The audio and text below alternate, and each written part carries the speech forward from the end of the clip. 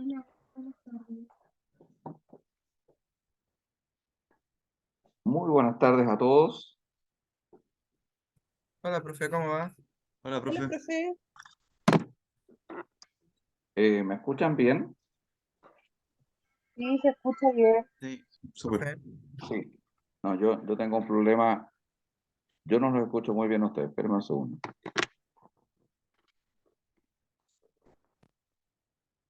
A ver si alguien me puede hablar, por favor, ahora. Sí, profe, se escucha bien. Ah, ya ahora sí. Tenía mal conectado mis audífonos. Están todos muy puntuales hoy día, lo cual se agradece. Me, me dejó una duda. Bueno, ustedes saben que soy un poquito distraído. Parece que nos había tocado hacer una clase online o estoy confundiendo a lo mejor, como hago clases en tantas partes, se me había confundido. No, profe, esta es la primera. Ya, no estaba confundiendo, entonces lo que pasa es que hago clases en muchas partes y de repente me confundo, así empiezo a hablar de algo que estaba hablando en otro lado. Así que ustedes perdonen a su profesor que es un poquito disperso.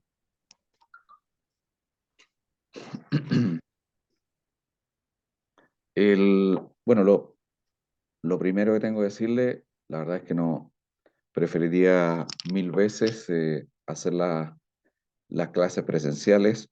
No sé si ustedes, pero la verdad es que se habrán dado cuenta que ¿sabe? Yo lo paso muy bien haciendo clases, así que para mí es, es muy entretenido ir a clases, pero lo entretenido es interactuar con ustedes y verlos. Pero esto fue, no sé si a ustedes les llegó algún aviso de la universidad, Sí, sí llegó. porque el tema es que a mí me llegó, no sé si a ustedes, a mí me llegó el aviso a última hora, de hecho me llegó creo que ayer como a las 10 de la noche. Fue- me pilló absolutamente me pilló absolutamente de sorpresa. Claro que como yo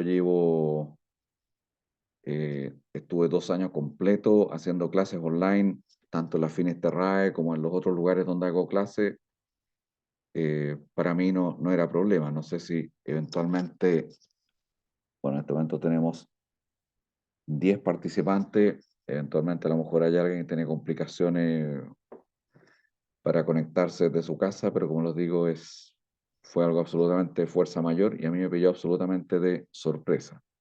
Así que nos dijeron que hiciéramos la clase online siempre siempre que se pudiera hacer. Para el caso mío no es problema, pero yo sé que eventualmente van a haber otros profesores que tienen problemas. De hecho, hay muchos profesores que no tienen costumbre de hacer clases online y algunos nunca han hecho clases online. Entonces, para mí no es problema, porque yo incluso antes de la pandemia, yo era profesor de un curso online en otra universidad desde el año 2015, así que me pilló muy bien parado el tema de las clases por internet, porque ya llevaba 4 años de experiencia haciendo clases online, así que tenía una cierta ventaja con respecto a mis colegas. Así que 12 anuncios para la clase de hoy día. Como esto nos pilló a todos absolutamente sorpresa, lo primero es que lamentablemente no vamos a contar con la entretenida presencia de nuestro invitado, eh, porque me dijo, y le encuentro toda la razón, me dijo, no sé, yo con gusto iría, pero la verdad es que lo que me interesa es ir a una clase, interactuar y conversar con la gente. eh, y online, la verdad es que prefiero que la reagende, así que estoy viendo las pocas sesiones que quedan, a ver cuándo la podemos agendar. Y ahí se me olvida porque tengo algunos cursos que son diurnos y vespertinos, pero recuerden que me bajó la duda. En el caso de los vespertinos, la semana de las solemnes se hacen clases, ¿no es cierto? Son los diurnos los que suspenden las clases. Sí, Sí, nosotros hacemos clases, no nos suspenden las clases. Perdón, no sé quién me habló y además que no le escuché muy bien.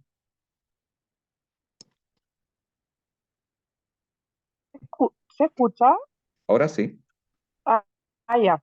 No, lo que pasa es que sí, a nosotros no nos suspenden las clases, sí tenemos clases en las semanas que tenemos solemnes. sí, ¿no? Entonces, por eso tenía la duda, porque me parece que ahí tenemos, porque como ya nos queda poco el semestre y hay actividades programadas y no quedan muchas sesiones, me parece que para esa, el viernes que no toca prueba, ahí lo voy a ver y voy a hablar con esta persona a ver si podemos reagendar, porque en realidad yo no encuentro toda la razón. La idea es que vaya, interactúe con usted y se haga una cosa entretenida, que no se va a lograr lo mismo haciéndolo online. Él tuvo la amabilidad de decirme que sí, que venía, me dijo, pero la verdad es que así online prefiero esperar a que se pueda hacer una sesión en persona, lo cual también me provocó un pequeño problema porque yo ya tenía eh, preparada la clase y obviamente era una clase más corta más corta de lo normal, porque preparé justamente por eso, una clase más corta para que termináramos antes y tener la interacción con nuestro invitado. Así que eso quiere decir que la clase hoy día va a ser más corta de lo normal, pero como les digo, si me avisan ayer a las 10 de la noche y yo los viernes en la mañana tengo clases toda la mañana, no es mucho lo que podía hacer a esas alturas para cambiarlo. Así que les doy estas explicaciones porque me pilló de sorpresa, no, evidentemente no tenía tiempo, lo podría haber hecho en la tarde, pero tenía un compromiso no precisamente académico, tenía un carrete del cual vengo recién llegando, tenía una junta con mis compañeros de universidad, pero no se preocupen porque llegué sobrio, así que creo que se va a entender todo lo que yo hable, porque aunque no lo crean, no tengo costumbre de tomar.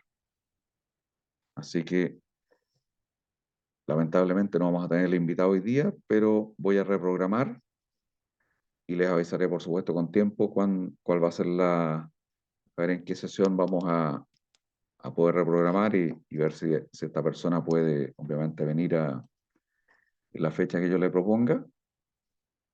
Y lo otro, entonces la clase hoy día va a ser más corta que lo normal, pero mírenlo por el lado positivo, terminar un día viernes más temprano no es tan malo. Además recuerden que es viernes y el cuerpo lo sabe. Eso, profe. Así que, bueno, hay que, hay que tomarlo con humor. De hecho, el otro día conversaba con unos amigos a propósito de estas situaciones que de repente a alguien le pasa algo supuestamente malo, pero eso supuestamente malo a veces tiene un efecto secundario positivo y después uno dice, si no me hubiera ocurrido esta cosa mala, tampoco me hubiera ocurrido esta cosa buena que me ocurrió después, que me pasó hace muchos años, por allá por el año 2010, o sea, han pasado 13 años. Yo trabajaba para una compañía multinacional y se hizo una reestructuración. Yo llevaba varios años trabajando, tenía un buen cargo en esta compañía en el área de logística. Me despidieron de la compañía y yo pensé que me iba a ser bastante fácil y rápido encontrar trabajo.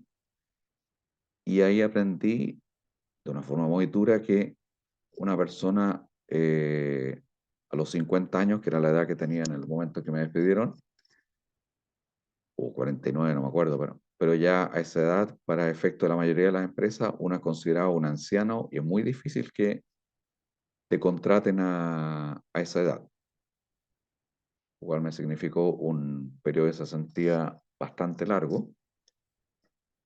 Y un amigo que trabajaba en esa época, era gerente de un banco, me ofreció un cargo, pero era más bien un trabajo part-time, pero me recomendó que, dado mi perfil, porque yo siempre he hecho clases particulares, he dado charlas, cosas así, me dijo, es que en realidad lo tuyo es la parte académica. Deberías aprovechar esta instancia para hacer lo que realmente te gusta. Tus hijos ya están grandes, se fueron de la casa, ¿por qué no aprovechas de hacer un cambio de giro y hacer lo que te gusta? Así que dije, en realidad tienes toda la razón, voy a probar. La verdad es que me costó bastante empezar porque, claro, tenía experiencia profesional, pero no tenía experiencia académica, pero la fui ganando con el tiempo y ahora la verdad es que ni muerto volvería a hacer el trabajo que hacía antes, porque la verdad es que lo paso sumamente bien haciendo clase. Yo siempre les digo a mis amigos, hago clase, lo paso bien, no sé si alguno de ustedes se habrá dado cuenta, pero yo disfruto haciendo las clases, o sea, y más encima me pagan, ¿qué más puedo pedir? Y curiosamente, una de las cosas que siempre más me ha gustado son las matemáticas. Yo siempre fui muy bueno para las matemáticas. Bueno, es una de las razones por las cuales típicamente eh, uno estudia ingeniería y, y resulta que todos los cursos que hago ahora en distintas partes, todos tienen mucho número. Yo hago cursos de evaluación de proyectos, pero sobre todo cursos de finanzas. Y para los que hayan hecho finanzas, se recordarán que uno de los cursos probablemente en ingeniería comercial donde hay más fórmulas y más complicadas es en finanzas. Bueno, yo disfruto con las ecuaciones diferenciales y con toda esa maraña de fórmulas, pero resulta que, creo que les comenté, el único curso de todos los que yo hago en que no uso ninguna fórmula es este. Fue un curso de ética. Bueno, de hecho, en la clase anterior aparecían unas fórmulas, pero yo les dije eran solamente como cultura general, que es bueno que las conozcan y todo, pero en ningún caso en la prueba va a haber ningún tipo de ejercicio, cálculo numérico, ni mucho menos. Sí les voy a de repente hacer preguntas conceptuales como qué define el valor de una acción o por qué hay un instrumento que es más riesgoso, cosas conceptuales de ese tipo, pero ejercicios numéricos, yo les digo de antemano que no les voy a hacer absolutamente ninguno. Y la verdad es que siempre me interesó el tema de la ética porque considero que es algo que hace, además de decirlo, bastante falta en muchos de nuestros ejecutivos y empresarios. Y la gran mayoría de los ejecutivos y empresarios son personas que sacan una carrera como la de usted, ingeniero comercial. Entonces, por eso cuando me invitaron a tomar este curso, año 2018, ni siquiera lo pensé y dije inmediatamente que sí. La verdad es que me pareció una cosa nueva, distinta, pero que me parecía muy interesante.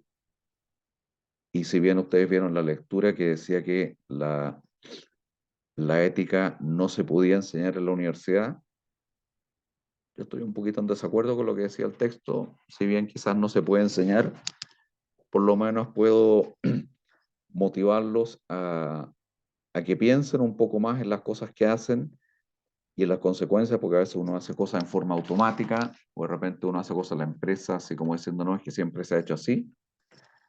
Y esa es la razón por la cual hago que investiguen y hagan presentaciones en el fondo para hacerlos pensar en la consecuencia que tienen las cosas que hacemos en nuestro trabajo, viendo las consecuencias que tienen otras personas que se han ido, como digo yo, al lado oscuro de la fuerza. Bueno, vamos a ver la presentación que he tenido hoy día, que entre paréntesis es más corta, como les dije. No se las he mandado, se las voy a mandar después. Déjenme ver una cosa, tengo una duda. Parece que estoy abriendo otra cosa. Ah, no, está bien, es la número 7. Presentación número 7. Perfecto. Ya, vamos a abrirla. La clase va a quedar grabada, así que posteriormente les voy a mandar el link de la grabación también.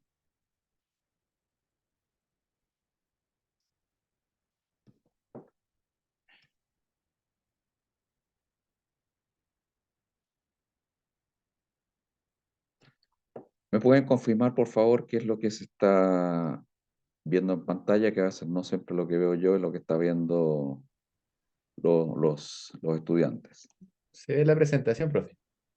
Ah, perfecto. Estamos bien entonces. Y más que por razones obvias, últimamente uso bastante poco el Zoom, que estuve durante 2 años usándolo prácticamente todos los días. Bueno, como les decía, este corresponde a la séptima sesión. No la busquen porque no se las había enviado, así que yo creo que mañana durante el día se las voy a mandar y la voy a publicar en la página web. Entonces, esta era, como les decía, una sesión más corta, que básicamente tenía planificado hablar de dos temas. Una, algunas noticias que, si bien no son nuevas, no pasan de moda y parecen ser interesantes. Y la otra, vamos a hablar de lo que son los procesos de acreditación. No sé si les había, entre paréntesis, les había contado que yo pasé por un proceso de acreditación para ser asesor previsional. No sé si les había dicho eso alguna vez.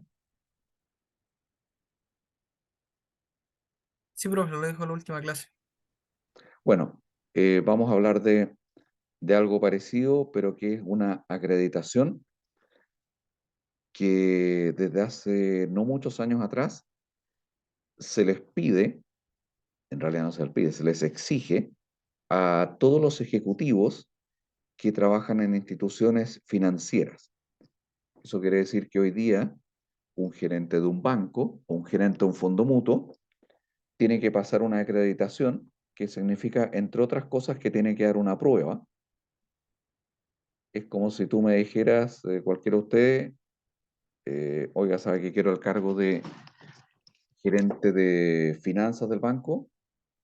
Ok, le digo, pero para otorgarte ese puesto, tu currículum me dice que eres la persona indicada, pero tienes que acreditarte ante la Comisión del Mercado Financiero. Y eso significa que tienes que ir a tomar una prueba. Y esa prueba es bastante eh, difícil. Cuando empezó a funcionar este sistema, se hizo obligatorio que todas las personas que tenían cargos gerenciales tenían que dar esta prueba y tenían 2 oportunidades para aprobarla. Y hacían preguntas técnicas, así como esas preguntas le hacen los cursos de Finanzas 2, Finanzas 3, ese tipo de preguntas. Ahora, pónganse en el caso de que ustedes son gerentes de una institución financiera, tienen una edad mediana, supongamos 45 años, son buenos en su trabajo, pero a los 45 años, probablemente hace 20 años que dejaste la carrera de ingeniería comercial. ¿Cuánto creen ustedes que 20 años después de salir se acordarían del curso de Finanzas 2 y Finanzas 3? Yo sospecho que bastante poco. ¿Y por qué digo eso? Porque yo soy profesor de Finanzas 3 y de repente les hago preguntas sobre materia que supuestamente aprendieron en Finanzas 1 y ya se les olvidó. Son estudiantes. Entonces imagínense todos estos gerentes que han salido hace 15, 20 o 25 años y de repente le dice tiene que ir a dar una prueba y le vamos a preguntar sobre finanzas. Los tipos se fueron de espalda. Y hay muchos que definitivamente no pudieron aprobar este examen de acreditación y la ley decía que no podían continuar en el cargo. Así que hay algunos gerentes que tenían unos tremendos cargos y perdieron su pega porque ya tenían el cerebro oxidado, no estudiaron lo suficiente, así que el tema fue bastante traumático. Entre paréntesis, no sé si a alguno de ustedes le tocó conocer algún caso de alguien que estuviera en esa situación. Yo les cuento conocí a un par de personas que estaban en esa situación. ¿Alguien tuvo algún pariente o conocido en esa situación? En este caso, yo que trabajo en el mundo del seguro, ¿Quién habla, perdón? Camilo, Dime, Camilo. Camilo. Yo que trabajo en el mundo del seguro, cuando tú quieres ser corredor de seguros, se te impone una prueba para obtener tu código ante la CMF. Antes era Efectivamente, la CBS. efectivamente, Y era pero más o menos antes no por se si hacían te- esas pruebas. Eso es algo Exacto. que debe tener unos no sé, hace unos 10 años, una cosa así. École. Bueno, pero primero vamos a comentar unas noticias. Esta no es una noticia nueva, entre paréntesis. Eh, ¿Ustedes saben quién es el señor que aparece acá en la foto? Gino Lorenzini. Sí, don Gino Lorenzini. Y déjame ver si tengo activado el YouTube porque es bueno, ahí se ve más jovencito, pero es una entrevista que dio en televisión con respecto, cuando estaba como recién partiendo, con respecto a sus maravillosas recomendaciones de inversión. Entonces, déjenme ver si tengo...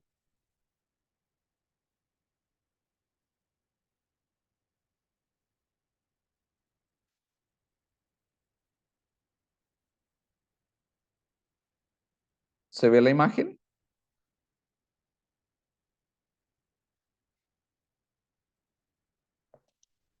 ¿Se ve la imagen Sí. del La YouTube? imagen sí, pero no en YouTube. Sí, pero no corre el YouTube, profe. ¿Cómo no? No les entiendo. Es que se ve la imagen, pero está como parada, en stop. No, no, es que yo la acabo de parar. Ah, pero sí se ve. ¿Y se escuchaba?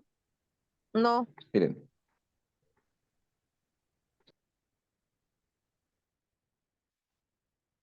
¿se escucha lo que está hablando? no, No, profe. profe, creo que solo está compartiendo la presentación. Sí, déjame ver una cosa. A lo mejor tengo que dejar de compartir la presentación y compartir el YouTube. Pero, y probablemente ahí cuando vaya a compartir, tiene que poner como compartir audio, o algo así. Sí, efectivamente. Bueno, eso es lo bueno de hacerle clase a gente joven que es más tecnológica. Cuando yo estudié en la universidad, hacíamos programas con tarjetas perforadas, así que yo soy como de la prehistoria. Díganme, voy a poner un momento a ver si se escucha el audio. De satisfacer esa necesidad nació hace Sí, ahí se ve y se Sí. escucha. ¿Se ve y se escucha? Ya. Sí. Hay una parte como por acá. Empezar al fondo A porque si no, ahí tú haces la pérdida, que es el concepto clásico que uno tiene y cuando venga el ciclo positivo, captar. si no es en la información del cierre de las bolsas. Hoy en día, el tema es que hay que tener mente fría y con números matemáticos darse cuenta de que están cambiando las tendencias y cuando efectivamente cambian eso. En solo 2 meses nosotros hemos rentado un 2% en el fondo E. El gran drama, nosotros primer foco que tiene Ya, sigue aquí. Creo que son como 7 minutos, pero es interesante Eso sí, muchas veces, escucharlo. eso sí, Tiene que ver con el tema de la ética y en este caso con las recomendaciones que daba, que daba este señor. Entonces creo que son la parte principal está acá. Vamos a escuchar y después vamos a hacer, tomen nota de las recomendaciones financieras que da este señor, que es la parte que me muchas interesa. veces no se tiene la información en unos años. La idea es ganarle, entre comillas. cuando las personas perdieron casi un 40% de sus fondos de pensión al momento de jubilar. Entonces, yo tenía muchos familiares, amigos, que llegaron a un momento en que perdieron un 40% y no se podían jubilar. Ese gran drama, primer foco que tiene nuestra fórmula es evitar las pérdidas. ¿Y cómo tú evitas las pérdidas? Anticipando los ciclos del mercado. Cuando tú vienes y anticipas oportunamente cuándo va a ocurrir un cambio de ciclo, tú te deberías mover completamente al fondo E para llevar tu riesgo a cero. El fondo es renta fija. Y cuando los mercados vuelven al alza, regresar completamente al fondo A, con lo cual tú aprovechas el beta a tu favor y puedes incrementar tu rentabilidad. O sea, básicamente en este momento en que estamos en un pésimo ciclo de la economía mundial y que obviamente el fondo A, que es el más riesgoso, el que más invierte en renta variable, está cayendo, yo ya debiera haber estado en el E. Nosotros el cambio lo hicimos el 29 de marzo, es decir, el momento ideal fue el 29 de marzo. En solo 2 meses nosotros hemos rentado un 2% en el fondo E. En cambio, el fondo A ha caído más de un 6%. Y la idea entonces es captar cuándo viene el ciclo al revés, en el fondo, y en ese Exactamente. minuto cambiarse al A o al B o alguno más riesgoso Exactamente. para aprovechar estas ganancias. Exacto. Ahora, si es que se dio el caso que tú no te cambiaste oportunamente el 29 de marzo, cuando es un cambio al fondo E, sí conviene cambiarse tardíamente. ¿Por qué? Porque tú haces un stop loss, dejas de perder, pero sujeto a que tú te tienes que inscribir y saber exactamente cuándo regresar al fondo A, porque si no, ahí tú haces la pérdida, que es el concepto clásico que uno tiene asumido Claro, o sea, a ver, generalmente. voy a poner mi caso personal en este minuto. Yo estoy en el fondo A y no me cambié Claro. durante esta crisis. Y mi lógica era en este minuto decir, continúo acá Claro. para ganar en algún minuto lo que hasta el momento he perdido, que este año Exacto. solo he perdido cerca de un 6%. ¿No es Exactamente. cierto? Ya, entonces, lo que ustedes sugieren es en este momento sí cambiarse al E y cuando venga el ciclo positivo, captar. Cambiarse oportunamente al fondo A para así que el beta te pegue a tu favor y lograr incrementar la rentabilidad de tus fondos. O sea, en el fondo, ustedes lo que hacen es personalizar el trabajo que debieran hacer las AFP. Más que personalizar, nosotros desarrollamos una fórmula matemática que no se basa en información subjetiva, sino es en la información del cierre de las bolsas. Hoy en día, todos los días recalculamos el modelo y el modelo nos indica exactamente cuándo cambian las tendencias. El 29 de marzo todos estaban felices porque el primer trimestre se había ganado, en las bolsas globales habían aumentado un 11% su valor y estaban todos en euforia. El tema es que hay que tener mente fría y con números matemáticos darse cuenta de que están cambiando las tendencias y cuando efectivamente cambian estas tendencias, nosotros damos esta sugerencia de forma masiva. Nosotros queremos llegar a un mercado objetivo de los 10 millones de trabajadores chilenos que están relacionados con el sistema de AFP y por eso nuestro modelo es de bajo costo. Nosotros solo cobramos 1.000 pesos mensuales e inclusive otorgamos un plan gratuito por 3 meses en el cual si tú tienes dudas respecto a nuestros resultados, ningún problema, inscríbete y solo mira las sugerencias. Pero nosotros como estamos tan convencidos de los resultados que tiene nuestro modelo, finalmente tú te vas a convencer y vas a utilizar el modelo y te vas a ver muy beneficiada. Porque En el fondo, el servicio que ustedes dan es que ustedes me dicen, en este momento, hora de cambiarse al, por ejemplo, al E. Entonces, ahí yo tengo que llamar a mi AFP en el fondo y hacer el cambio. es mucho más sencillo. Inviertes solamente una vez 30 minutos y pides tu clave web y tu clave de seguridad. Con esas dos claves por internet te demoras 1 minuto en hacer un cambio de fondo. Es algo relativamente sencillo y que no solo sirve para tu fondo de pensión, sirve también para la cuenta 2 y para tu APB, que mantienes dentro de tu AFP. Entonces, con esta estrategia de cambio de fondo, tú pasas a una rentabilidad. Nuestro track record, los últimos 10 meses, con plenas crisis, el año pasado, en julio, es de más de un 15%. Por evitar en los momentos oportunos las crisis. Entonces, el efecto de la rentabilidad en el largo plazo es increíble. Nosotros tenemos un ejemplo, que si una persona que gana siempre el sueldo mínimo viene y utiliza Felices y Forrados y parte hoy con 18 años, se podría jubilar a los 40 años con 130 millones de pesos.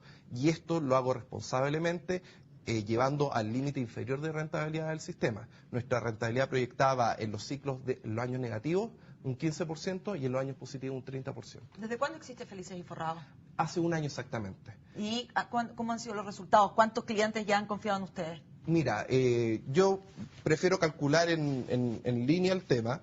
Nosotros a la fecha llevamos 17.520 clientes.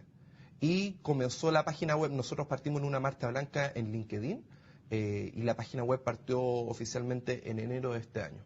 El aviso de cambio al fondo A lo realizamos el 10 de enero oportunamente y la gente ganó el ciclo.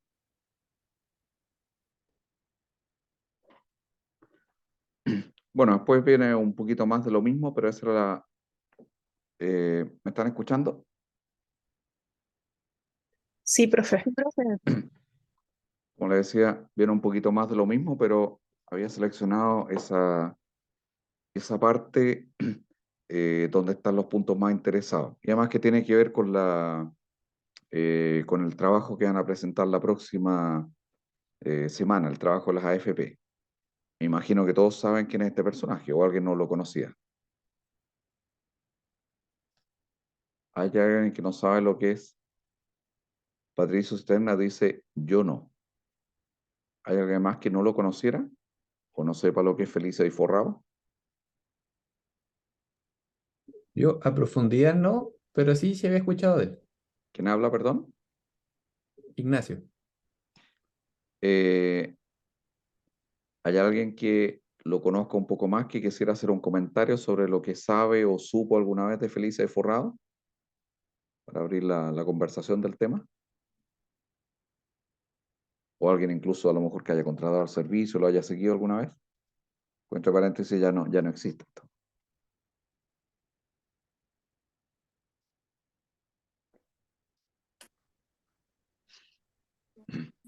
Profe, esto era como la empresa que a uno le avisaba cuando cambiarse de fondo para que fuera más rentable, ¿no? Sí, efectivamente, la idea básica del negocio que proponía este señor Lorenzini, que es un ingeniero comercial con un máster en finanzas, él decía, hay momentos en que los fondos riesgosos están rentando bien, pero cuando hay crisis financieras, los primeros que se caen son los fondos riesgosos, entonces dicen, lo que yo hago es anticiparme a esas crisis y en esas crisis yo me paso al fondo E que es más estable. Y una vez que pasa la crisis y veo que va a empezar a revertir la tendencia, yo me paso en el fondo lo que está diciendo es, yo anticipo que va a haber una pérdida y me salgo de la y me pongo en el E. Y cuando veo que viene el periodo de ganancias, yo inmediatamente hago que toda la gente se cambie al fondo A y gane esa subida. En el papel suena súper bonito. Entonces, Pero ¿era tan así como él lo mostraba o no? bueno, les voy a dar mi opinión personal, pero primero quiero escuchar opiniones de ustedes, si alguien tiene alguna información o opinión al respecto, antes de darle algunas opiniones personales mías.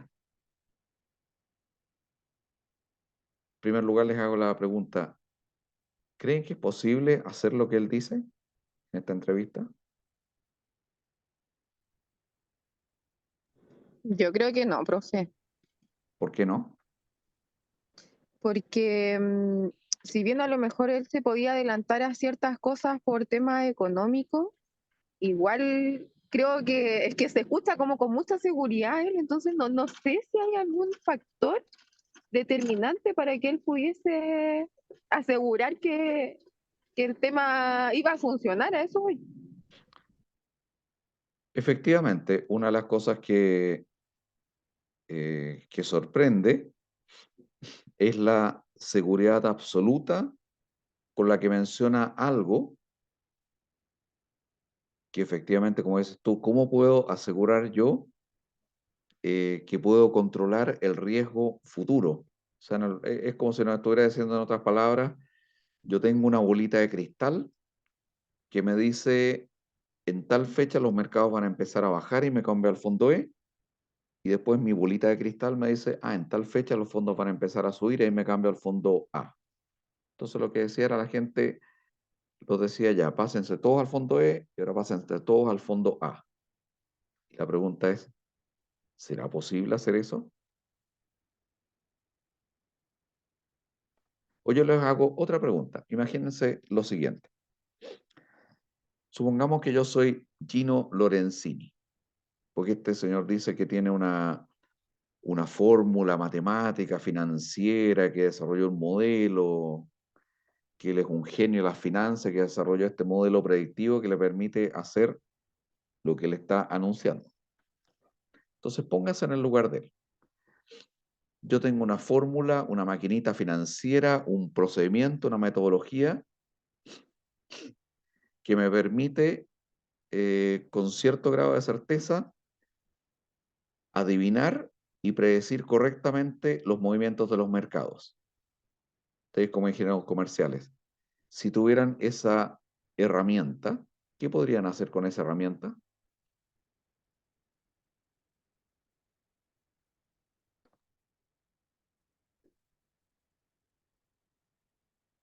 Dice inversión en acciones, me dice Patricio. Hacerse millonario. ¿Camilo habla? Sí. Si alguien tuviera el poder de la predicción, sería millonario de manera inmediata. No, yo estoy absolutamente en desacuerdo con Camilo. No, ¿por qué? No. Igual No, incluso o sea, existen... espérate, déjame explicar. ¿Sabes por qué estoy en desacuerdo con Camilo? Habría una inestabilidad Déjenme económica, ¿no terminar, por cree? favor. Camilo dice que se volvería millonario. Yo estoy absolutamente en desacuerdo porque yo opino que no se volvería millonario, se volvería multimillonario.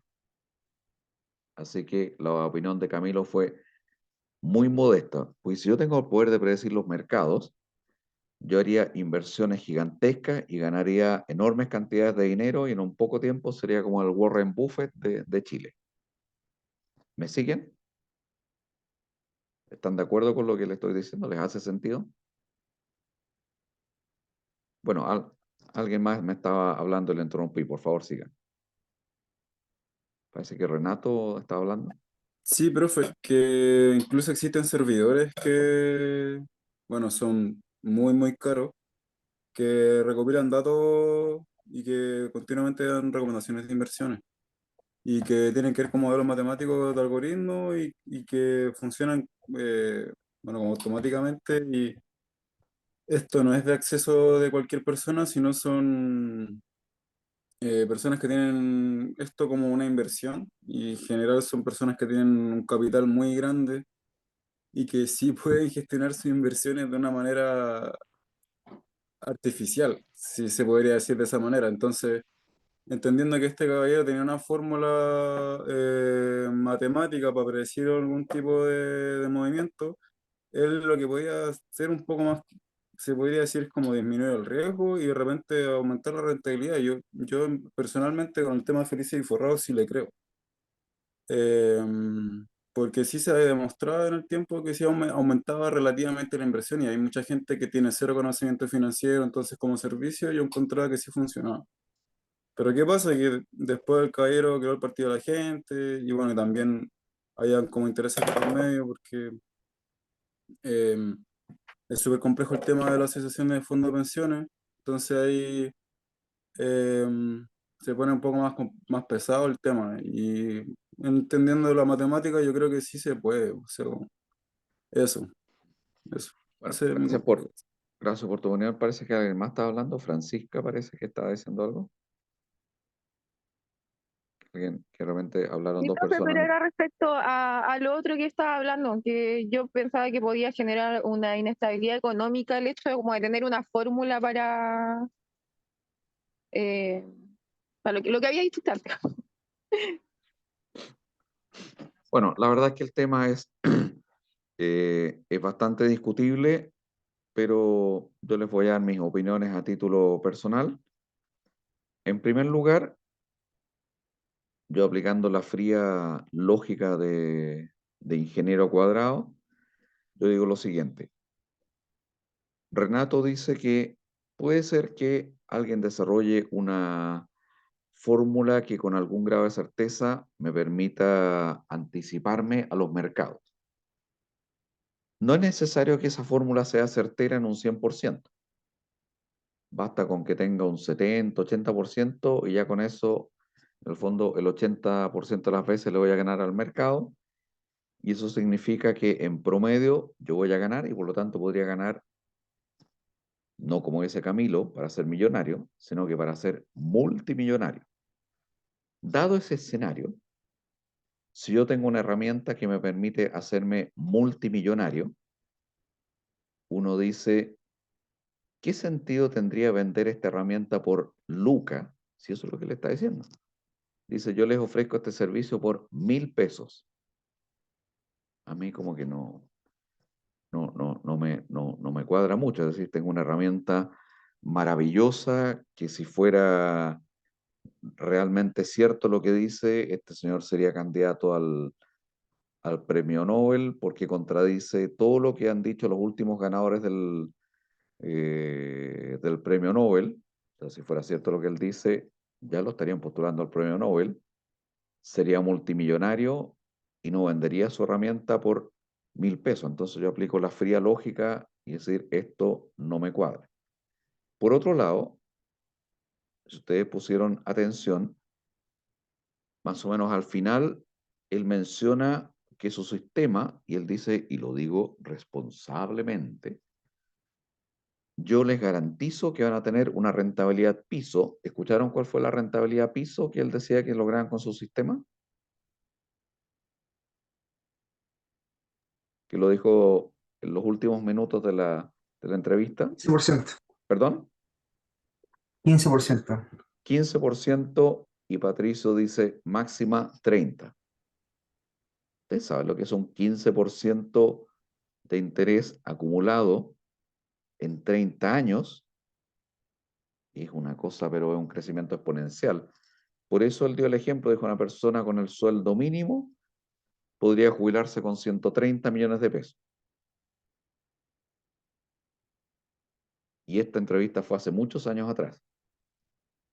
Entonces la pregunta, una cosa son las declaraciones de buenas intenciones y otra cosa es la realidad. Y si bien efectivamente, como dice Renato, logró resultados razonablemente buenos, pero ni remotamente se acercaban a lo que él dice de mínimo 15 y máximo 30. Pero no anduvo ni cerca de esas cifras, que si fueran ciertas, las personas que se metieron a Felices y Forrado actualmente tendrían unos montos multimillonarios en sus cuentas, cosa que no ocurrió. Y para más abundamiento, junto con algunos colegas, hace un tiempo atrás, hicimos el ejercicio y discutiendo este mismo tema hace unos 3 años atrás, recuerdo que fue, y decíamos, bueno, pero ¿para qué discutir si es bueno o es malo? Él mismo dice que las matemáticas no mienten, los números no mienten. Bueno, veamos los números. Y este señor en ese tiempo publicaba todos los números de sus recomendaciones. Así que ni siquiera era necesario buscarlo, él mismo las publicaba en su página web. Entonces bajamos toda la información, que eran más o menos como, me parece que eran casi 10 años, 8, 9 o cerca de 10 años de recomendaciones, y aparecía con detalle, con fecha y todo. Entonces comparamos la recomendación, la rentabilidad que obtuvo el fondo recomendado, y después en una columna al lado poníamos la rentabilidad que puso, o sea, que habría tenido el mismo fondo. Es decir, hacíamos una comparación entre la persona que seguía la estrategia y una persona que simplemente se queda siempre en el fondo A. ¿Y qué creen que fue el resultado de lo que descubrimos? Estamos analizando un periodo como de 10 años, eran como cerca como de 100 recomendaciones, porque este señor daba casi una recomendación mensual. Bueno, lo que nos permitió este análisis sumamente simple es que efectivamente su estrategia le ganaba al mercado el 40% de las veces que hacía una recomendación, le ganaba al mercado. Y el 60% de las veces perdía. Entonces, claramente, en el largo plazo, si yo sigo una estrategia en que el 40% de las veces voy a ganar y el 60% voy a perder, claramente no es una estrategia ganadora. Entonces, se hicieron muchos estudios, pero depende de la metodología, pero muchos de esos estudios mostraban que finalmente la persona que permanecía siempre en el fondo A terminaba teniendo una ganancia mejor que Felices y Forrados, y en el peor de los casos similar. Pero la verdad es que finalmente lo que este señor decía, yo le gano al mercado, la verdad es que eso no ocurría. Pero sí ocurría otro efecto, que es es el efecto manada, que trata de lo siguiente. ¿Por qué es difícil predecir un mercado financiero? Y yo diría en realidad imposible. Yo con la matemática, disculpen que estuvo muy bueno el carrete, estoy medio afónico. Con la matemática yo puedo predecir, por ejemplo, el movimiento de un proyectil. Por ejemplo, los ucranianos quieren tirarle un proyectil al señor Putin y pueden calcular toda la trayectoria con una precisión al milímetro. Con la matemática yo puedo calcular y lanzar un cohete que llegue desde la Tierra y avance 300.000 kilómetros y llegue hasta la Luna. Y así puedo calcular muchas cosas en forma absolutamente exacta, cosa que no ocurre en las finanzas. ¿Por qué no ocurre en las finanzas? Porque detrás del mercado financiero hay personas.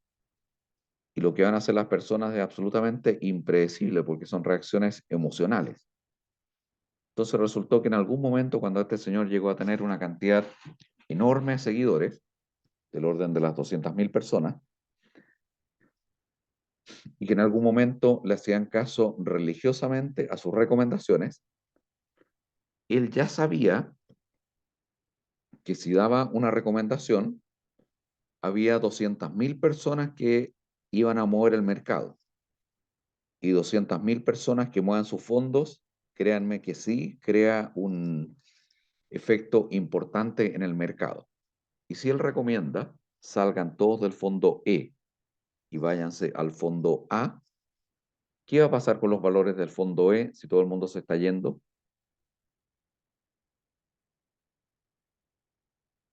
Se caen.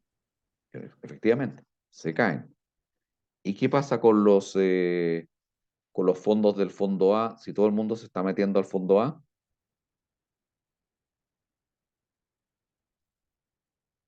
Empieza a captar más interesados. Y por lo tanto, ante mayor demanda, ese fondo va a subir. Y después este señor sale diciendo, ven, yo les dije, se cambiaron al fondo A y miren, el fondo A ha subido de precio, yo les dije que se fueran del fondo E y el fondo E bajó de precio. Pero una parte importante de ese efecto lo producía él mismo, por el efecto manada. Y esto está estudiado empíricamente.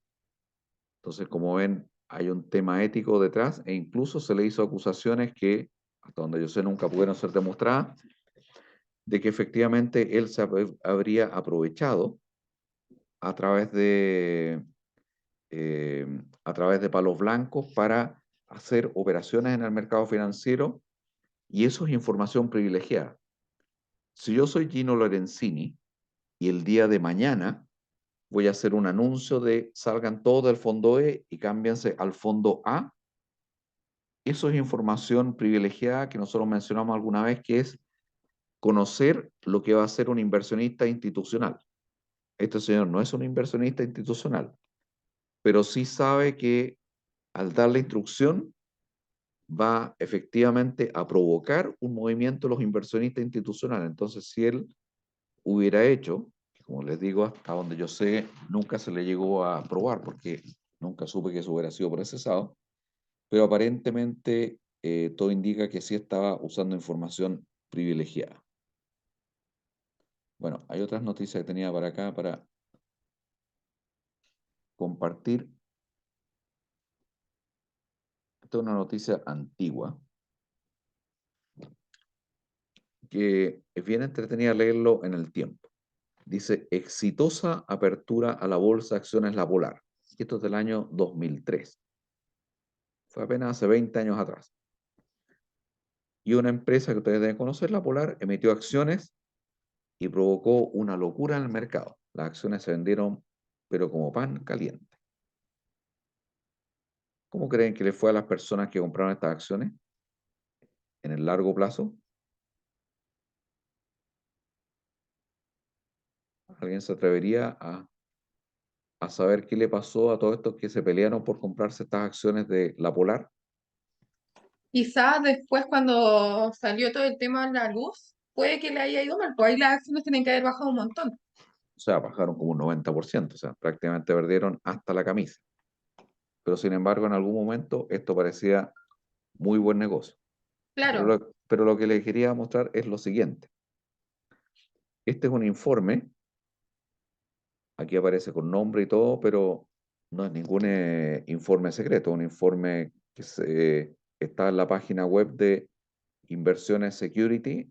Yo creo que ahora lo borraron, pero hasta hace un tiempo atrás, hace muchos años atrás estaba,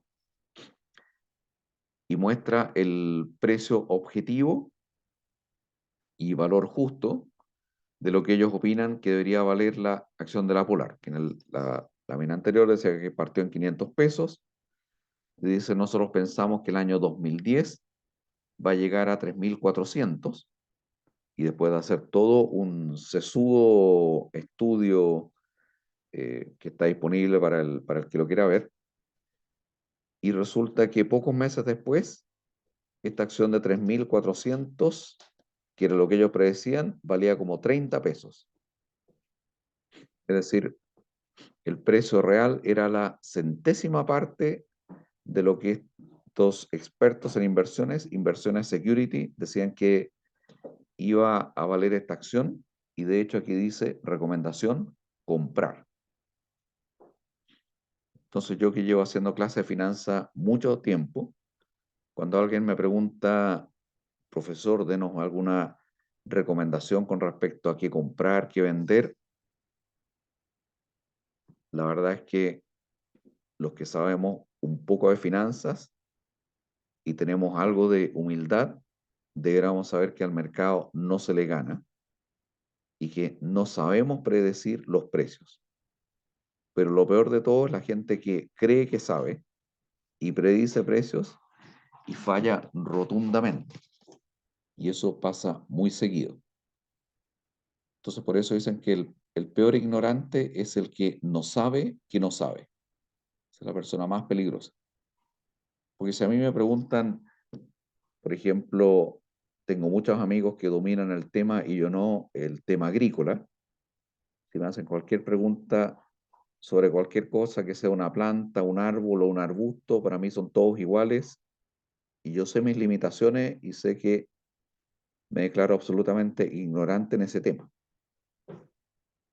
Pero si le preguntan a una persona que sabe y poco o nada de un tema y cree que sabe, esa persona es peligrosa.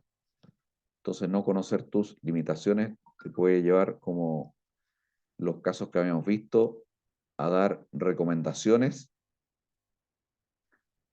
sobre temas que cree dominar y en el fondo no domina. Bueno, aquí tienen lo que pasó con la Polar. Está en el gráfico, llegó a un pic el año 2011 cuando estalló el escándalo, estaba en 3.500, cuando el mercado empezó a sospechar que pasaba algo, de 3.500 bajó a 2.400, y cuando estalló la bomba, que está marcado acá, esto fue pero una caída en picada libre, y bajó, no me acuerdo cuánto es el precio acá, pero creo que en algún momento llegó algo así como de 3.000, llegó a valer como 3 pesos. O sea, valía en menos de un año bajó a la milésima parte. Una buena pérdida. Y todo eso obviamente tiene que ver con la ética, y la ética, por supuesto, de las malas, de las malas prácticas empresariales, y en particular con las malas prácticas relacionadas con la contabilidad, de entregar información tendenciosa o en algunos casos definitivamente falsa, por lo cual engañan al mercado, porque los analistas, como en el caso de Security, analizan en base a los informes financieros publicados, le creen a estos informes, pero estos informes estaban falseados. Entonces era obviamente que van a sacar conclusiones absolutamente erróneas. Bueno, vamos a ver un poco el tema entonces que les contaba de la acreditación. Se me perdió el mouse. Entre paréntesis, dado que, como les dije, la clase hoy día es más corta, les propongo, si quieren, hacemos la clase sin hacer el break, porque la clase va a ser más corta la hoy día. ¿Qué prefieren ustedes? Si terminamos más temprano.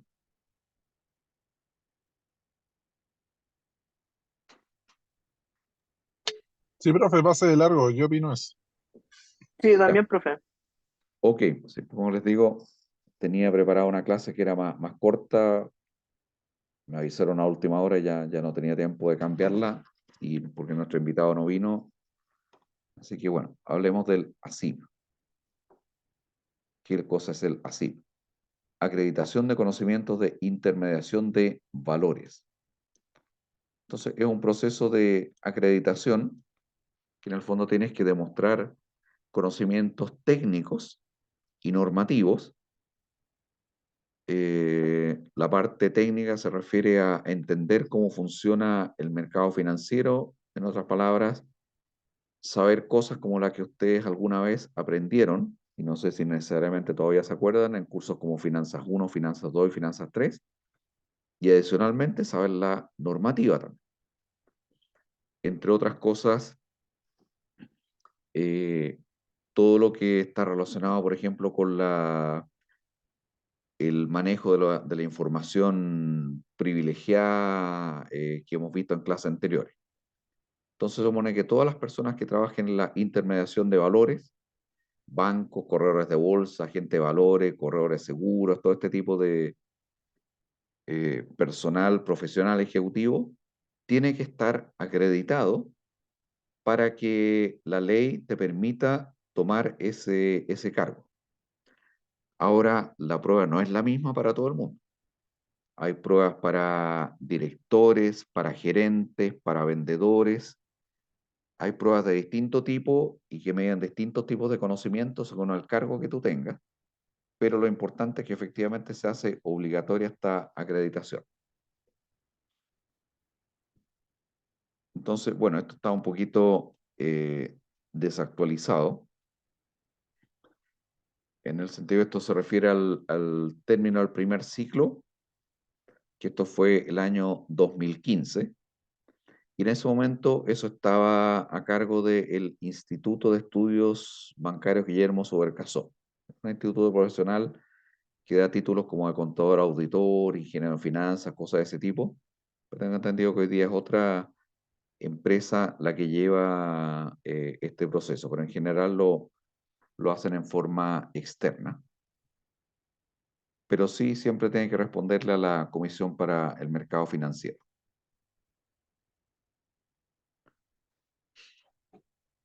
Entonces, acá dice que en ese momento, para esa última prueba, 1.550 personas dieron esta prueba y el 40% reprobó.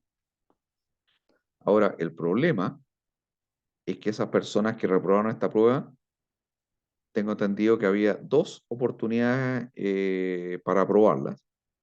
Y si la reprobaban por segunda vez, para cumplir con la normativa legal, estas personas tenían que dejar su trabajo. Entonces el tema es serio. Imagínense, ustedes tienen un cargo de gerente en una institución financiera, llevan 10 años trabajando, tienen un muy buen sueldo y de repente le dicen, oiga, sabe, tiene que ir a dar una prueba donde le vamos a hacer preguntas de finanzas, de bonos, de acciones, de cosas técnicas, financieras, normativas, y si no la aprueba, la ley nos obliga a despedirlo. Y así fue. Algunas personas no aprobaron esto y perdieron su trabajo. Entonces aquí dice, y no debería sorprender, la mayor tasa de reprobación se ha dado a la fuerza de venta de las intermediarias.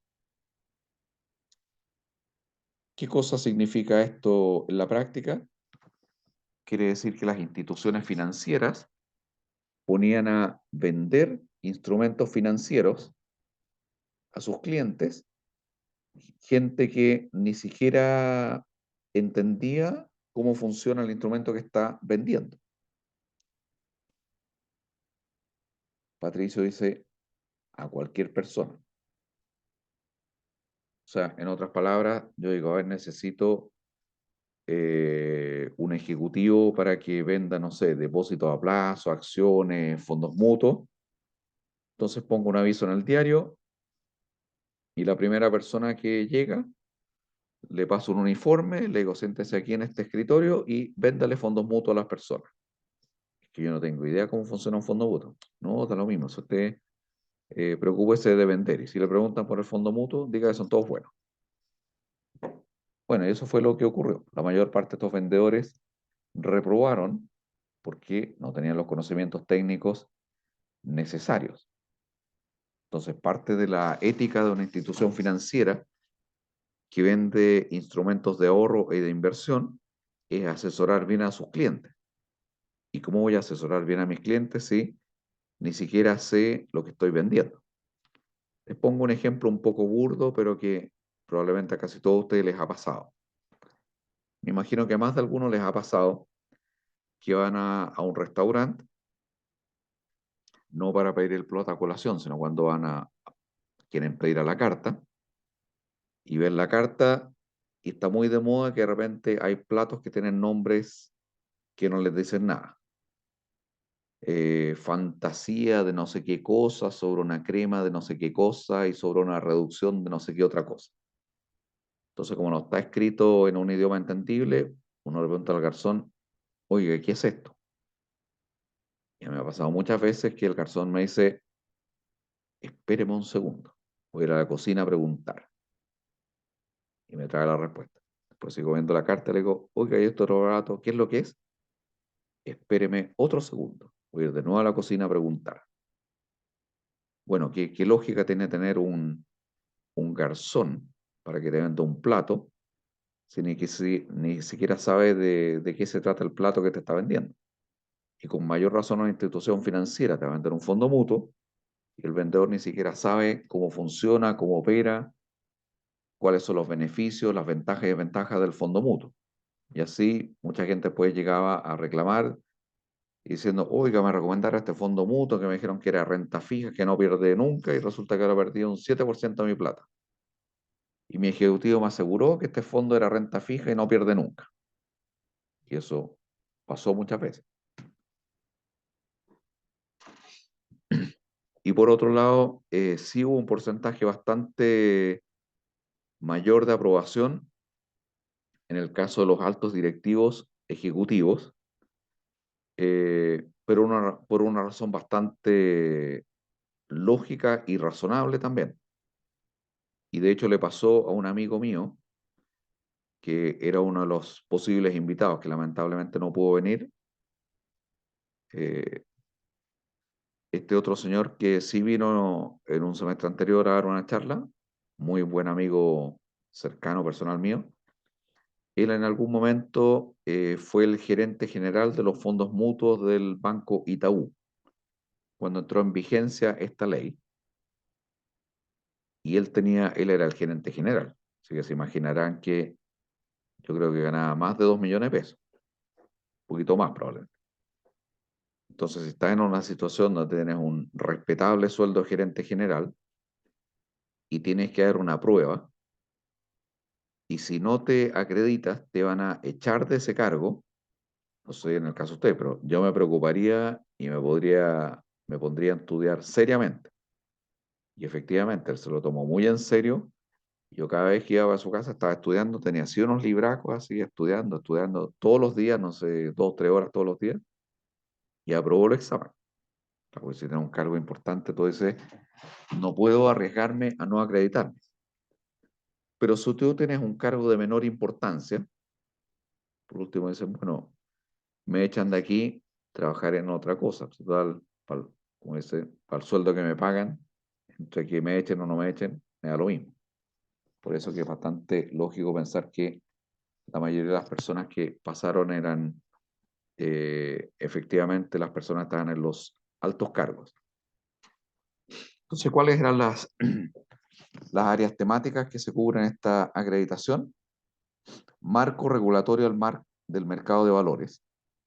Nosotros hemos visto una pequeña sinopsis de lo que es el marco regulatorio del mercado de valores, pero aquí hacían preguntas, pero al callo. Productos del mercado de capitales.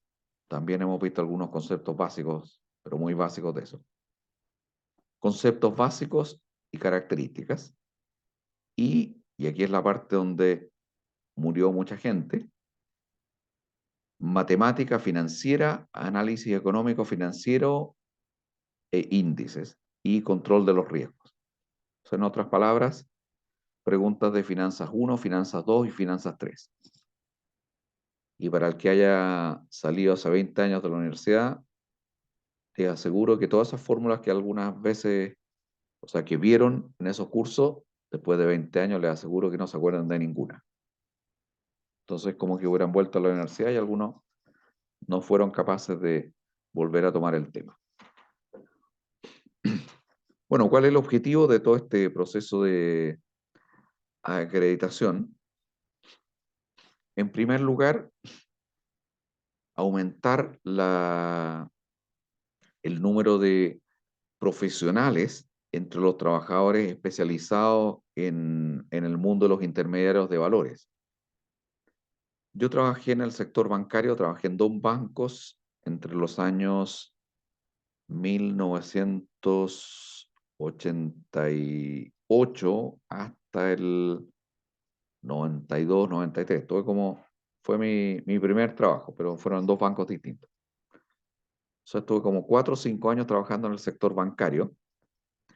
Y una cosa que me llamaba la atención de esa época, estoy hablando hace 30 años atrás, era la gran cantidad de ejecutivos que tenía cargos importantes y que no tenían ningún título profesional como ingeniero comercial, ingeniero civil, contador auditor, algo parecido. Había gente que prácticamente era de carrera, y algunos que yo creo que a duras penas tenían algún título técnico. Hoy en día tú vas a una institución financiera y todos los ejecutivos tienen de ingeniero comercial, civil, de ahí hacia arriba, y normalmente casi todos tienen un MBA o algún otro diplomado parecido.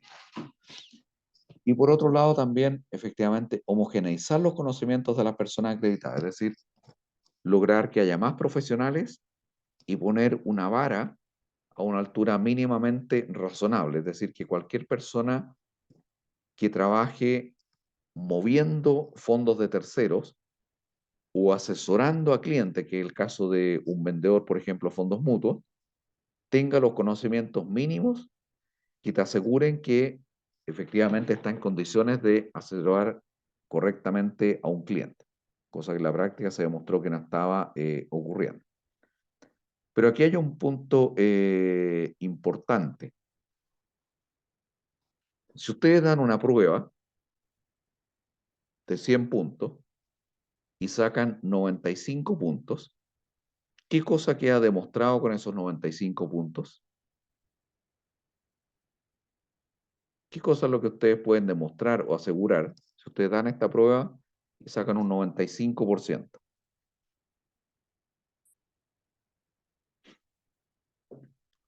Patricio dice que lo calificaría de crack. En mis tiempos, pero creo que todavía se usa, le diríamos máquina. Altos conocimientos. Claramente, si alguien se certifica con un tremendo puntaje, quiere decir que el tipo sabe mucho del tema. Pero saber mucho del tema tiene que ver con que ética o moralmente se va a portar bien esa persona.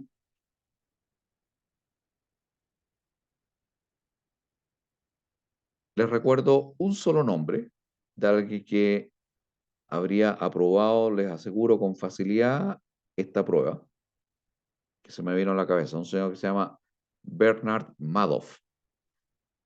Yo les aseguro que en 2 tiempos le hacen esta prueba y la pasa, pero con una facilidad absoluta, porque el tipo era un genio de las finanzas. Entonces, como dice aquí, esto no certifica la idoneidad moral o ética de los postulantes. Lo único que me dice este test es que la persona sabe mucho del tema. Les pongo otro ejemplo. ¿Les suena el nombre Rafael Garay? ¿Alguien sabe quién es Rafael Garay? ¿Conocen ese nombre? Un fundador de Felices y Forrado. Bueno, eso es poco conocido, efectivamente. Ahí dice era abogado. No, no es abogado, es economista. No el fundador probablemente tal, pero sí trabajó como brazo derecho de Gino Lorenzini inicialmente, y era un tipo que sabía, bueno, que sabe en realidad, mucho de finanzas.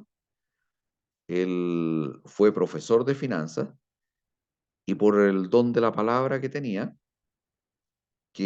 la facilidad que no cualquiera tiene, que no solamente tenía conocimiento, sino que sabía explicarlo en términos simples, y se empezó a hacer muy popular y por eso lo invitaban a programas de televisión para que explicara problemas de coyuntura económica en palabras simples.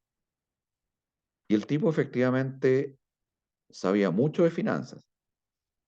Pero ¿qué me podrían decir del comportamiento ético del señor Garay? ¿Estaba la ética a la altura de sus conocimientos? Porque yo no le discutiría a nadie de que Rafael Garay es un tipo que sabe de finanzas. Yo estuve en alguna reunión con él mucho tiempo antes de que se diera famoso y me impresionó porque el tipo sabía mucho de el tema financiero. Entre paréntesis, él era, bueno, por razones obvias, yo creo que ya no lo contrata en ningún lado, pero durante muchos años fue profesor de finanzas. Así que recomendación, ya se los había dicho alguna vez, en general desconfíen de los profesores de finanzas. Le dan cualquier recomendación, pongan en duda la intencionalidad o la turbiedad de sus intenciones. Así que mucho ojo a los profesores de finanzas en general. Entonces, el único pero, y bastante importante, es que este proceso obviamente que es necesario, es positivo, pero no me va a garantizar el comportamiento ético correcto de la persona acreditada. En el caso ¿Profe? mío, sí, Ah, dime, disculpe. ¿quién me habla? Yanis. Dime, Eh, Yanis.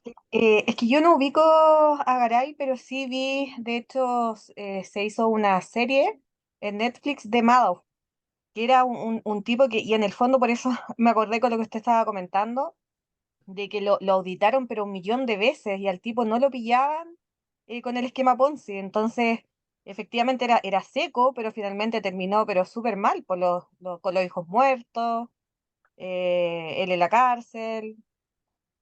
O sea, Oye, súper buena la historia. perdona que te interrumpa un momento, que me acaba de salir un mensaje que dice, Patricio Cisterna está en la sala de espera, pero me da la impresión de que estaba en la sala.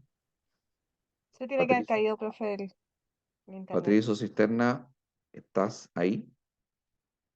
No se le ha caído la conexión entonces. Bueno, perdona la interrupción. Termina nomás, Yanis.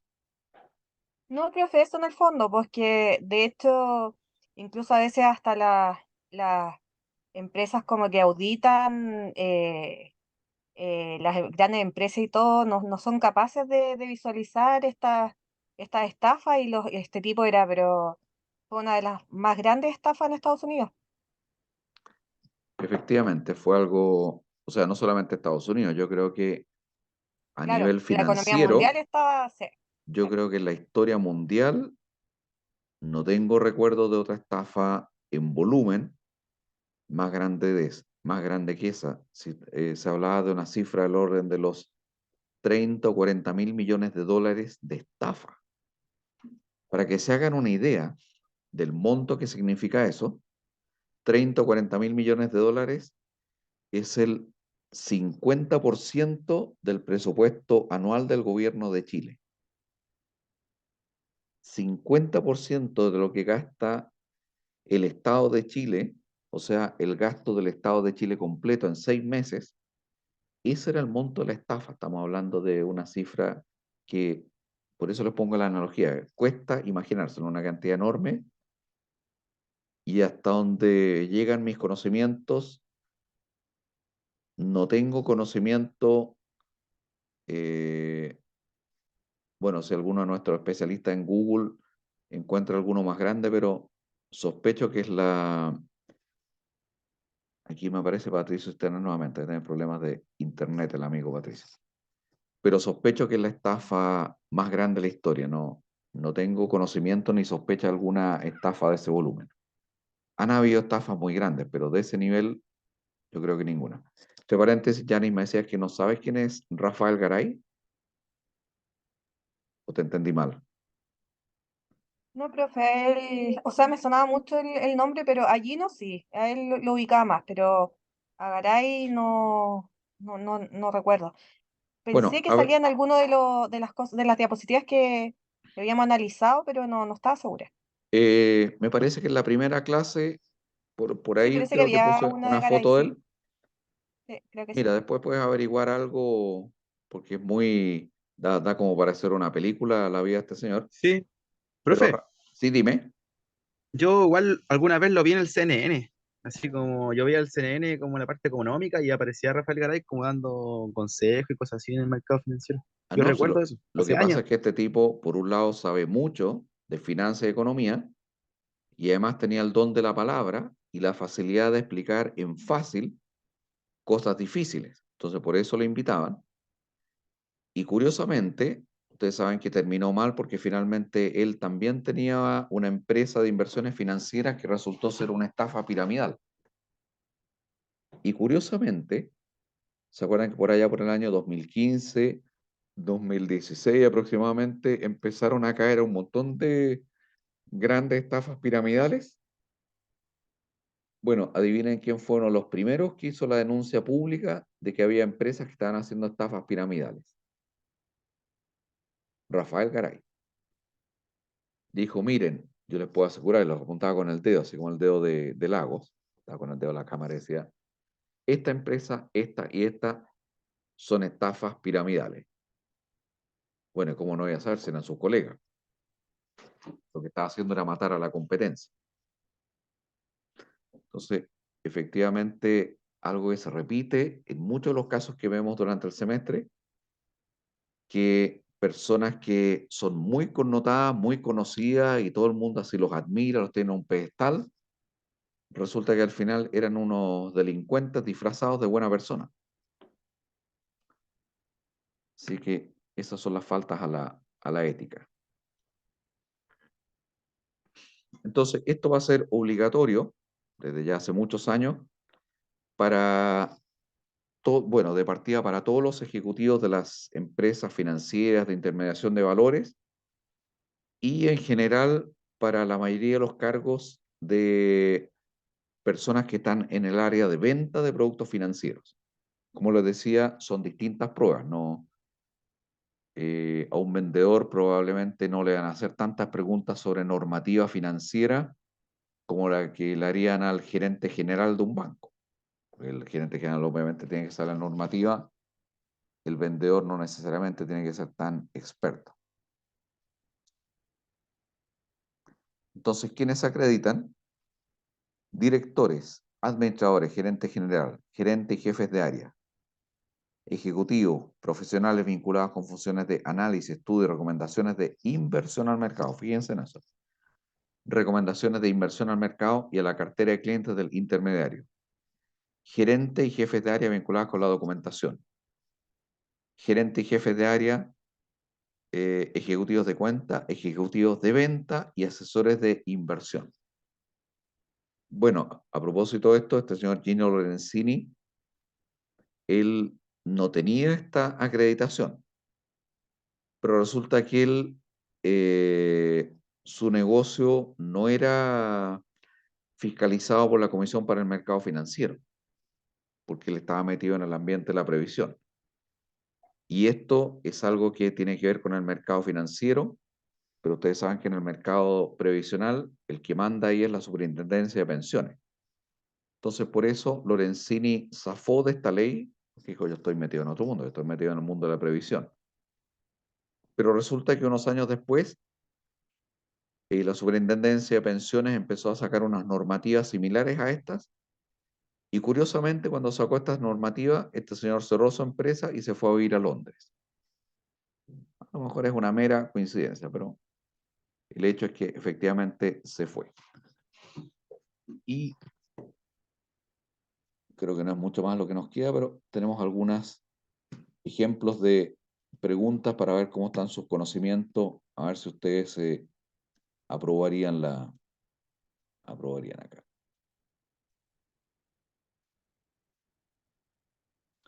Dice, de las siguientes personas, ¿cuál no se presume por ley que tiene acceso a información privilegiada? Entonces, letra A, porque está, no puedo ver acá. Ese. Directores, gerentes, administradores ejecutivos, directores, gerentes, administradores, apoderados ejecutivos, asesores financieros, operadores, intermediarios de valores, enajenación, el rechazo, mercado de valores. Los directores, gerentes, administradores ejecutivos de una subsidiaria o filial del emisor y las personas controladoras o sus representantes que realicen operaciones o negociaciones tendientes a la enajenación del control.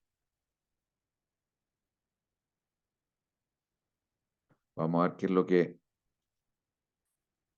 La respuesta correcta en este caso era la C, artículo 166, ley de valores. Sí, Camila, es entre la C y la D. Bueno, efectivamente, la mayoría de las preguntas son bastante capciosas. O sea, son de esas preguntas en que uno dice puede ser cualquiera o puede ser ninguna. Y eso es por eso que la prueba es difícil, porque hay veces que a ti te hacen pruebas de alternativas donde a veces por simple descarte uno dice no, esta no, no, esta tiene que ser, pues la otra. Pero aquí son todas las respuestas muy parecidas, pero aquí la pillería es que está en que dice que son directores, gerentes, ejecutivos, pero dice de una subsidiaria o filial. Entonces, por lo tanto, no son ejecutivos que están metidos directamente en el negocio. Esa es la pillería. Veamos otra pregunta. Estas son preguntas de... Esto es una pregunta de finanzas 1, que todos se tienen que acordar. Un bono tiene 20 años de madurez, 200.000 UF monto nominal y una tasa cupón del 5%. El mercado le exige una tasa al descuento del 4%. El bono probablemente se transará bajo la par, sobre la par, a la par, sobre o bajo, dependiendo de la duración. Bueno, esto debería ser más o menos obvio. Todos se acuerdan de sus clases de finanzas. Yo creo que bajo la par, profe, porque está descontando con la menos tasa. Entonces, dirías la letra A. ¿Qué es el resto? Hay uno que va por la letra A. Entonces dice la tasa común es del 5 y el mercado le exige el 4 y tú dices, estaría Yo, bajo la par letra A. profe, yo preferiría sobre la par. Tenemos opiniones divididas, eso me gusta. Que haya, a ver, una tercera opinión para el desempate. Hay uno que está bajo la par, letra A, otro dice sobre la par, letra B. Una tercera opinión para el desempate. Ah, Luis dice letra B. ¿O fue Luis el que habló? No, Camilo habló. Bueno, ¿qué es lo que nos dice la respuesta? Efectivamente, sobre la par. Y si no saben por qué, revisen sus apuntes. Es que justo lo acaban de enseñar. Ah, Si la porque tasa de mercado está por debajo de la tasa cupón, es sobre la par. pero estás haciendo un curso de eso ahora. Sí, estamos haciendo gestión de inversiones. Entonces lo tienen fresquito. ¿Con qué lo están haciendo? Le mentiría. No me acuerdo. No me mientas, por favor. No me acuerdo, profesor. Oye, me hace que tienes un curso y no sabes cómo se llama el profesor. Aquí alguien puso Cristian Zúñiga. Cristian Zúñiga. Perdón, profe. No, preguntaba porque conozco a varios profesores, pero te están retando por el chat. Así que, bueno, si quieren pueden salir un momento, arreglan sus diferencias afuera. No quiero peleas dentro de la sala. No lo conozco. Conozco a varios profesores, pero este no lo conozco. ¿Qué tal como profesor? ¿Les ha gustado como profesor? Pues yo ni de nombre lo conocía. Conozco como a 3, 4, 5 profesores, pero este no estaba en mi lista. Enseña finanzas de un modo práctico por el Excel. Enseña pura herramienta por el Excel de finanzas. O sea, tiene una orientación más a la práctica que a la teoría. Sí, en el fondo es como reforzar un poquito lo que sabemos, pero lo ha puesto en ejercicios prácticos al final de cuentas. Me imagino que eso se trata del ramo, se llama métodos cuantitativos. Bueno, habría que ver cuál es el objetivo del curso. Lo importante es que a ustedes les sirva.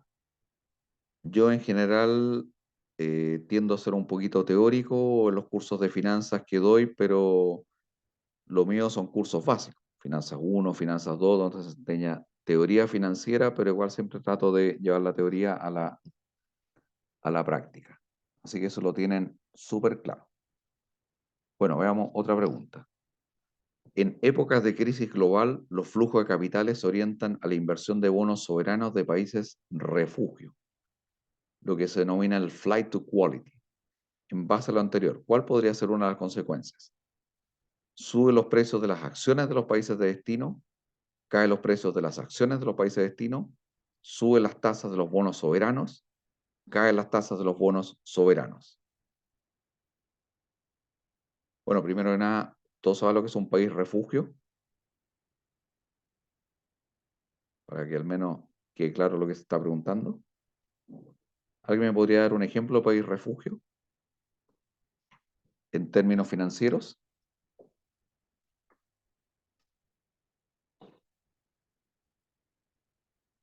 ¿A alguien se le ocurre algún país que podría denominar país refugio?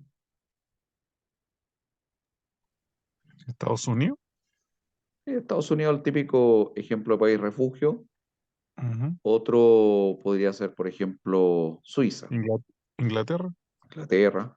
O sea, lo que uno considera que son como las economías más sólidas del mundo. Algunos consideran que puede ser Japón también. Entonces, ¿qué opinan? En este caso, ¿cuál sería la consecuencia? Letra A, B, C y D.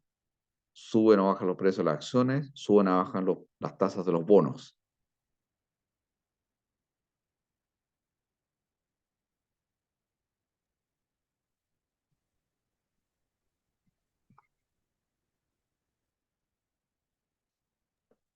Debieran caer las tasas de los bonos, ¿no? ¿Alguien más opina lo mismo? Bueno, claramente no debería tener mucho que ver con las acciones, pues están hablando de bonos soberanos, no tiene mucho que ver las acciones. Efectivamente, hay una caída en las tasas, que bueno, es muy parecido a la pregunta anterior, pero redactado de otra forma un poquito más enredosa para marear al postulante. Vamos a otra pregunta. El IGPA, claro que este puede que esté un poco, no sé si está actualizado, pero que publica diariamente la Bolsa de Comercio, mide el resultado de las siguientes acciones. Todas las acciones listadas en la Bolsa de Comercio, todas las acciones con free float igual o mayor al 5%, monto transado sobre 10.000 OF y con precio bursátil del 5%. Todas las acciones con capitalización bursátil sobre 10 millones, free float mayor o igual al 5% y monto transado sobre 10.000 UF. Y todas las acciones con montos transados sobre 10.000 UFs anuales. Bueno, este es un tema técnico de definición, así que no. De hecho, ni yo me acuerdo de memoria cuánto era Aquí, esto. si no me equivoco, en la B, ¿no?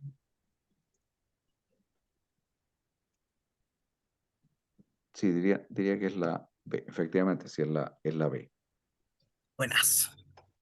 También, así que... ¿Cuándo salen las pruebas, profe? ¿Ah? ¿Cuándo salen las pruebas de esto? Generalmente se dan como 2 veces al año. Entonces, típicos son preguntas como estas, sí, que parecen como trabalengua.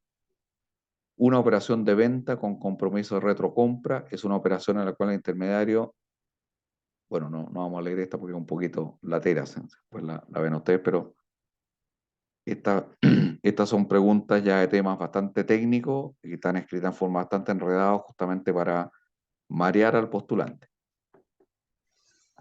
La verdad es que según yo no nos han enseñado ese tema de compromiso de retrocompra, por ejemplo. No tengo idea lo que es. No, pues puede ser que no se lo hayan enseñado, pero la persona que trabaja como corredor de bolsa o agente de valores tiene que saber esta operación. O sea, si no lo estudia en la universidad, lo tiene que aprender es parte de la operatoria diaria. Esto es lo que habitualmente en la jerga financiera llaman los pactos. Y efectivamente es posible, por lo menos en los cursos que yo he hecho de Finanzo 1, 2 y 3, no recuerdo en ningún programa que haya aparecido este tema. Puede ser que en algunos talleres de finanzas avanzados aparezca. Bueno, aquí una pregunta que todos deberían tener absolutamente clara. La tasa interna de retorno, la TIR, de un bono con pago de cupones anuales, tiene la siguiente relación con el precio al cual el instrumento se transa en el mercado. Entonces, letra B, o sea, letra A, el bono se transará a la par cuando la TIR del instrumento es igual a la tasa de emisión. Si la TIR del instrumento es mayor que la tasa de emisión, entonces el bono se transará sobre la par. Si la TIR del instrumento aumenta, entonces el bono se transará a un precio más alto. El bono se transará bajo la par cuando la tasa de emisión del instrumento sea mayor a la TIR exigida por el mercado. Bueno, esto sí lo tienen que haber visto, que me aparecía la pregunta anterior.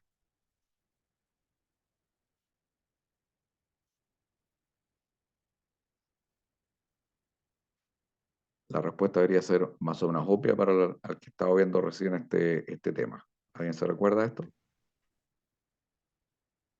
En el fondo es la relación entre la tasa del mercado y la tasa de emisión del bono. En el fondo eso es lo que está preguntando.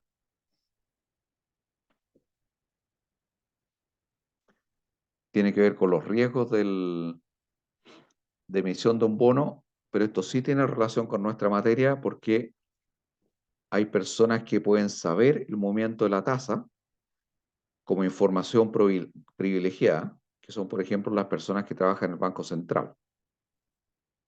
¿Por qué alguien que trabaja en el Banco Central podría saber para dónde se va a mover la tasa? ¿A alguien se le ocurre? Y de hecho hubo un escándalo hace muchos años atrás de que se estaban robando información del Banco Central, porque recuerden que el Banco Central cada 3 meses publica una tasa de referencia que tiene un efecto importante sobre la tasa de interés del mercado.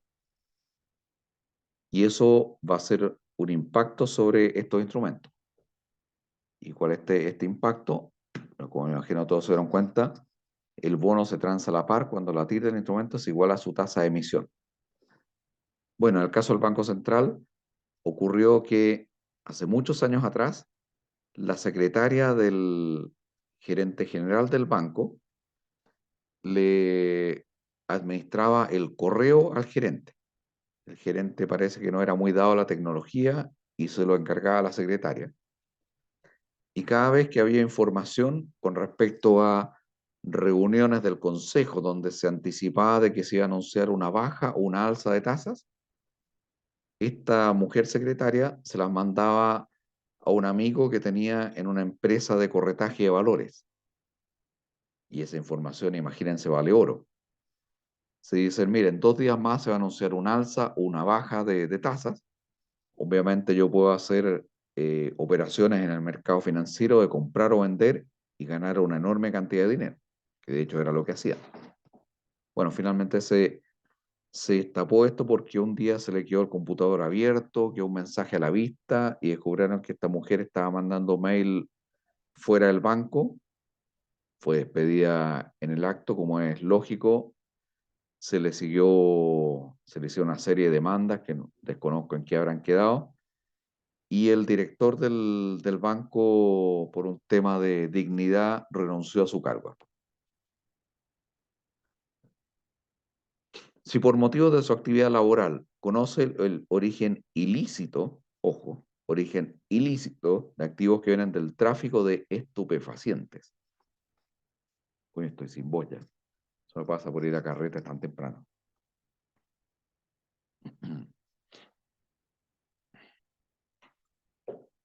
Entonces, usted no ha sido parte de ese delito, pero usted sabe que el origen es ilícito. De acuerdo a la ley, letra A, usted no tiene ninguna obligación. Pues se me borró aquí. Estoy fuera de práctica. Letra B, debe dar aviso al encargado de prevención o oficial de cumplimiento. Letra C, debe informar al comité de auditoría. Y letra D, debe informar a carabineros. La verdad es que esta es una pregunta capciosa. Lo que sí deberán tener absolutamente claro que obviamente no es la letra A. En este caso la respuesta era dar aviso inmediatamente al encargado de prevención u oficial de cumplimiento. pero es una pregunta capciosa porque las letras C y D son bastante lógicas y razonables. Por ejemplo, es como de toda lógica informar a Carabineros si tú sabes esta información. También es de toda lógica informar al comité de auditoría. Pero como esta es una prueba de normativa, te preguntan así al callo qué es lo que dice textualmente la ley. Entonces, por eso esa es la complicación de este... Profe, yo tengo una consulta ahí, Dime. porque la otra vez estaba viendo que la normativa había sido modificada para los abogados y para los auditores, que cuando, por ejemplo, los auditores y los abogados detectaran como cosas así como ilícitas o cosas que están fuera de la ley, tenían que informar a Carabineros, pero los abogados decían que eso como que atentaba a su ética, así como profesional, porque ellos tienen que guardar la información de los clientes, aunque esté fuera de la ley y todo eso. Eso fue lo que última vez leí. No sé si estoy bien. No, sí, hay una discusión al respecto que no sé en qué quedó porque efectivamente suponte que tú eres narcotraficante y me vienes a pedir a mí como abogado consejo legal y yo te atiendo como abogado, yo no te puedo denunciar porque tú estás pidiendo mi consejo legal, yo te lo estoy dando y por lo tanto queda bajo secreto profesional. Guardando las proporciones, esto es algo parecido a si tú vas donde un cura a confesarte, y tú sabes que el cura no va a salir gritando ahí lo que le acaban de contar, el abogado, cuando trata a alguien en calidad de cliente, porque acuérdate que los delincuentes también tienen abogados defensores. Por lo tanto, lo que un delincuente le diga a un abogado en calidad de, si es su cliente, él no lo puede divulgar. Entonces, por eso que hay toda una polémica al respecto, porque hay un tema de secreto profesional, que eso ocurre también, por ejemplo, para los médicos y para los psicólogos. Un médico y un psicólogo, por razones obvias, puede estar expuesto a información privada tuya y que puede ser que por razones obvias tú no quieras que se divulgue y el médico tiene la obligación legal de guardar secreto profesional. No se le puede obligar a que diga información privada con respecto a la persona que ha sido su cliente. Y creo que algo parecido pasa en el caso de los periodistas también cuando dicen una fuente reservada me dio tal información. Entiendo que también la normativa protege al periodista que no lo pueden obligar a que revele ese nombre. Esto también es algo bien técnico. El porcentaje máximo de lo apropiado en una bolsa de valores que un corredor en forma individual o conjuntamente con personas relacionadas puede poseer es, creo que lo mencionamos en alguna clase, no sé si alguien se acuerda.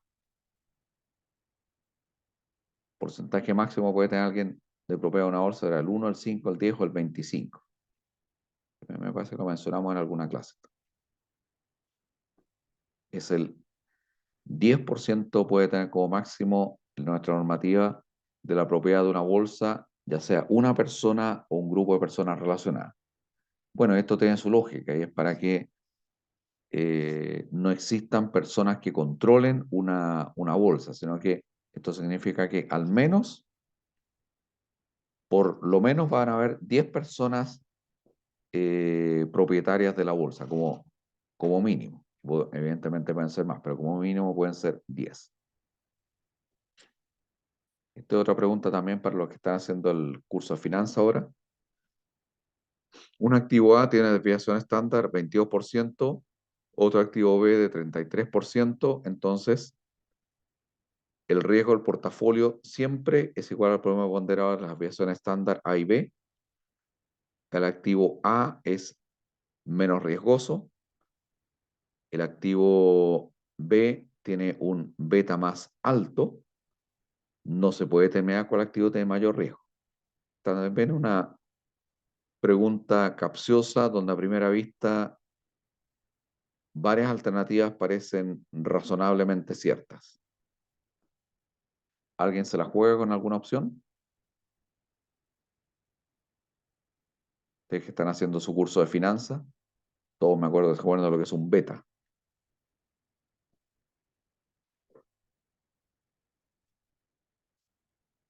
¿Nadie se acuerda por ahí? Letra A. Bueno, te puedo decir que la alternativa más mala de todas es justamente la letra A. O sea, esa es la que habría que descartar de inmediato, porque es la más mala de todas las alternativas. Puede ser cualquiera, pero menos la A. Efectivamente, el activo A es menos riesgoso. ¿Por qué?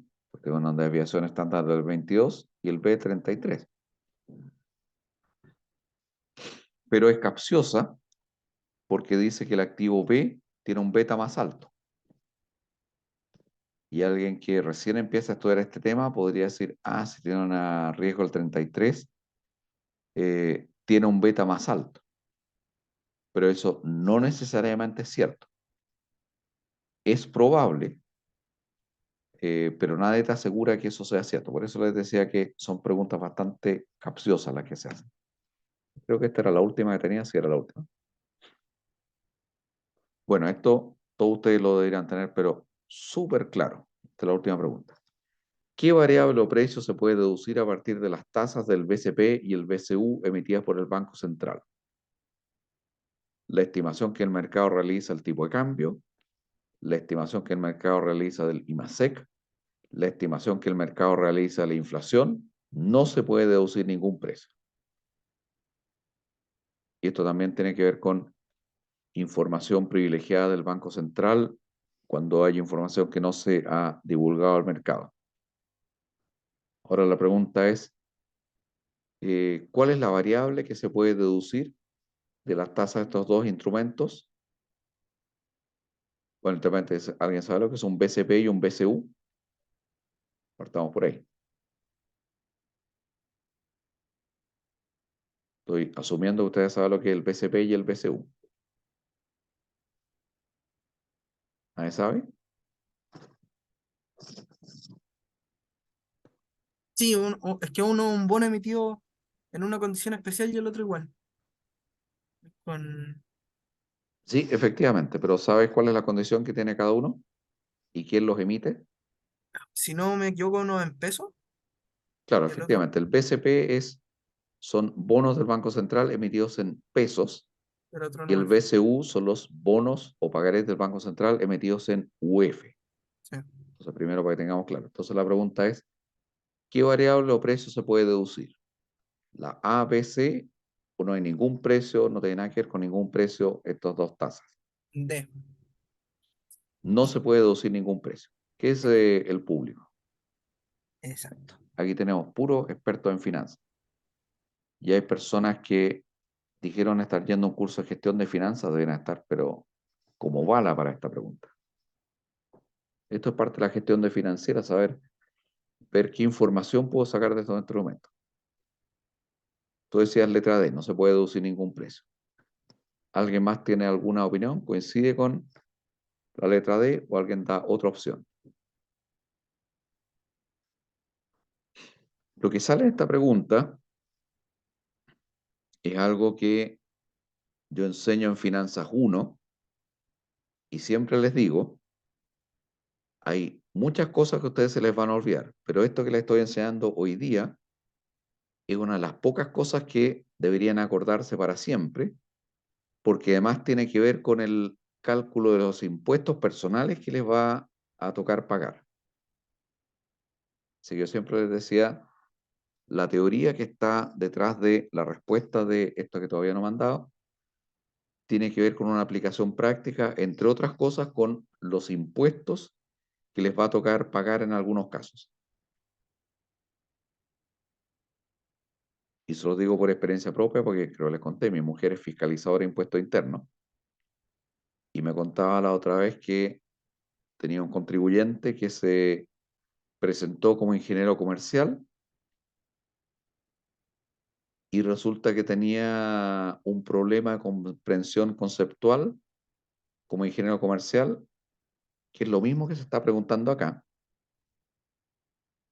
y que no lo entendía absolutamente, y por eso no estaba de acuerdo con el impuesto que le estaban cobrando, porque no entendía lo que le estaban cobrando, porque el impuesto subyacente, o sea, la teoría que subyace a esta pregunta, que supuestamente la debería haber aprendido en el curso de Finanzas 1, o parece que nunca la aprendió o se lo olvidó. Y sospecho que a ustedes parece que se los olvidó también, porque no escucho ninguna respuesta de algo que debería ser absolutamente obvio.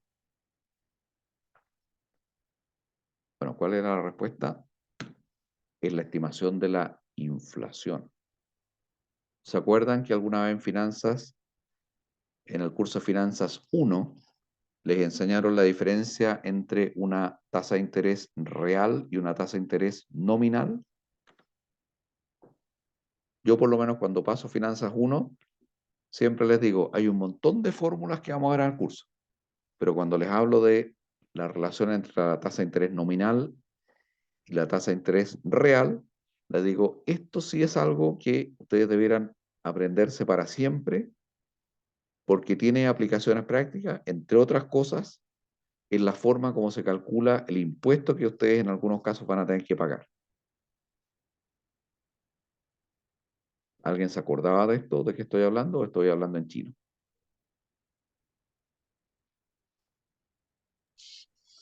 Sí, la tasa de interés real es la que incluye justamente el ítem de la inflación. Claro, exactamente. Entonces, si estamos hablando de un bono en pesos, es una tasa de interés nominal en pesos, que es el BCP, y el BCU es una tasa de interés sobre la UF. ¿Y cuál es la diferencia numérica entre la tasa de interés en UF y la tasa de interés en pesos? Justamente ese diferencial es la tasa de inflación. Entonces, si yo tengo una tasa en UF del 5% y la inflación fue del 3%, mi tasa nominal en pesos va a ser 5 más 3, va a ser 8. Y eso es uno de los pocos conceptos que se basan en finanzas, que aunque ustedes después no se dedican al tema financiero, sí debieran aprender, porque cuando ustedes tienen algún tipo de inversión financiera, por pequeña que sea, y les toca pagar impuestos, supónganse ustedes pueden tener un fondo mutuo, un depósito a plazo, y ganaron intereses, el Servicio de Impuestos Internos amablemente les va a recordar que esa ganancia tiene que pagar impuestos. Ustedes saben que aquí, cada vez que ganan plata, tienen que pagar impuestos. Pero la ley define que el impuesto se paga no sobre el interés nominal, sino que sobre el interés real. En otras palabras, si ustedes tomaron un depósito, un fondo mutuo, y ganaron un 11% en el año, y la inflación fue de un 11%, ¿cuánto fue su ganancia real? Cero. Cero, no ganaron nada, por lo tanto no tienen que pagar impuestos. Bueno, y este contribuyente que le tocó atender a mi mujer, le había ocurrido algo por el estilo. Había, por decir algo, un número cualquiera, había hecho unas inversiones que según él era seco para las inversiones, y por decir un número cualquiera, ganó, no sé, 10%, y la inflación acumulada en el periodo que le estaban calculando los impuestos era del 11%. Por lo tanto, tuvo una pérdida real del 1%. Entonces era como el mundo al revés. Le decía, no, pero si usted aquí no tiene que pagar impuestos, si usted tuvo una pérdida. O como que una pérdida, si yo gané un 10%. Claro, usted gana un 10%, pero en la inflación fue un 11%. En términos reales, usted perdió un 1%. Entonces este señor le tiró el título encima y le dijo, oiga, yo soy ingeniero comercial, yo sé estas cosas. Bueno, parece que había sido ingeniero comercial y le dieron el título en la Universidad de la Vida, porque no, la verdad, no lo tenía muy claro. Bueno, creo que esta era efectivamente, como les dije, una presentación bastante, poco más corta que de costumbre. Bueno, nos demoramos más porque como era más corta, me la tomé con más calma. Así que, bueno, fue esto de Fuerza Mayor, no estaba programado.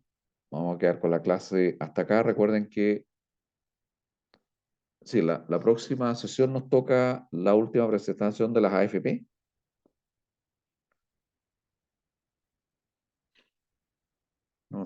No tengo el calendario acá listo, pero estoy casi seguro que el Sí, profe. ¿Ah? Sí, la otra semana de FP. Perfecto. Así que, como ven, el don Gino Lorenzini está muy involucrado en el tema de las AFP, así que venía al caso comentar esa situación. A todo esto me acordé, dentro de los temas, había uno que decía analizar mito o realidad de las pensiones a 110 años, pero no me acuerdo si alguien había tomado ese tema. Que habían varias preguntas para responder, para que eligieran alguno. ¿Alguien tomó esa pregunta? No recuerdo del listado. Es un tema bastante interesante para analizar. Bueno, si nadie me contesta, sospecho que nadie lo había tomado.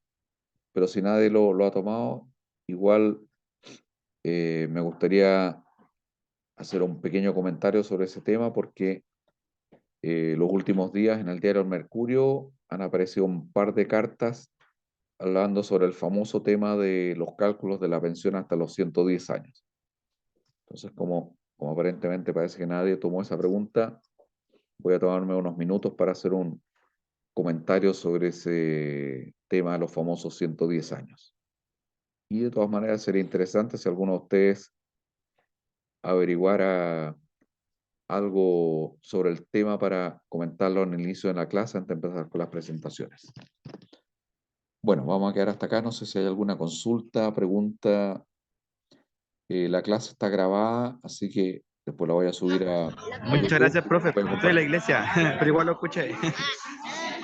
Ok. ¿Comentarios, preguntas? Si no, así me despido. Agradezco su Yo, profe, participación. ¿Quién habla? Camilo. Dime, Camilo. Posiblemente la otra semana yo no pueda asistir a la presentación, ¿Ya? ¿ya? Pero como yo ya presenté la presentación pasada, los que no presentaron ahora van a presentar. ¿Hay alguna complicación con eso? O sea, ninguna complicación, pero acuérdate que la nota tiene